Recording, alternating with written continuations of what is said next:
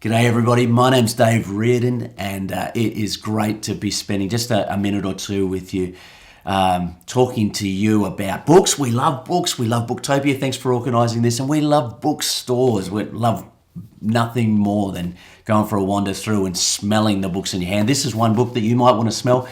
It is The Deep Enders. I actually wrote it a few years ago and we published it and it did pretty well, to be honest. And Mango came along, saw something in it and thought if we were to do a revised edition and re-release it, it could do even better. So thanks to Mango for believing in it. It's probably going to be the first in a series now, and it's a historical fiction. It's a young adult historical fiction set in the far north of Western Australia, a place called Broome, which many of us would know, and some of us have probably even been there.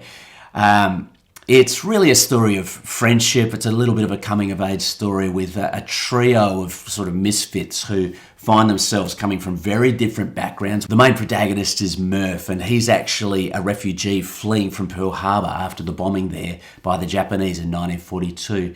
He's evacuated to Broome to stay with family, and when he gets there, he meets up with Banjo, who's this young Indigenous boy, very cheeky, fun, lively. It's really kind of the hero of the piece.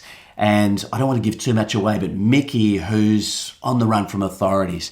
This trio get up to lots of adventures and you know, encounter racism and all sorts of things along the journey.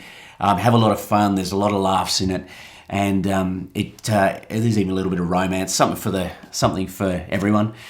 And it begins to build to a crescendo as the Japanese war machine begins to sort of march down through Singapore, Malaysia, the Philippines, and then the bombing of Darwin.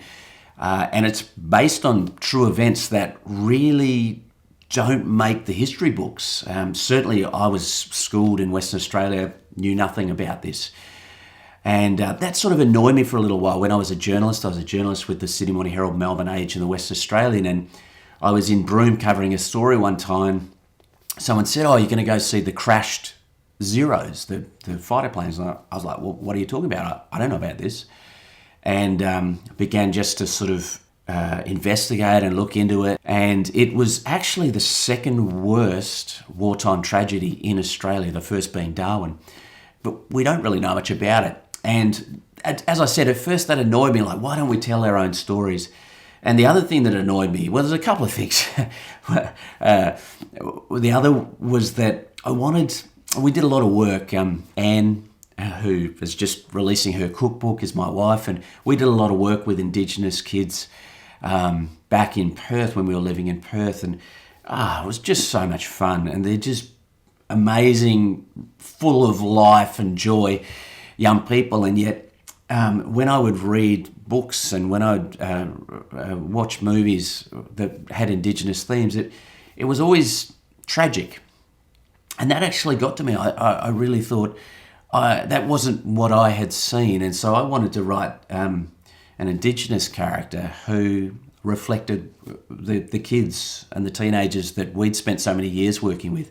And so that's where Banjo came in. As I said, he's really my hero of the piece. In fact, his name is Banjo Hero. And one of the cool things that we did, because Anne and I, we work in video, and so I put together a book trailer, worked with a friend of mine who was a young director in Sydney, and we were able to put together a nice book trailer. So have a watch of this, and I hope you enjoy it, and I hope to bump into you one day wandering around the aisles of your bookstore.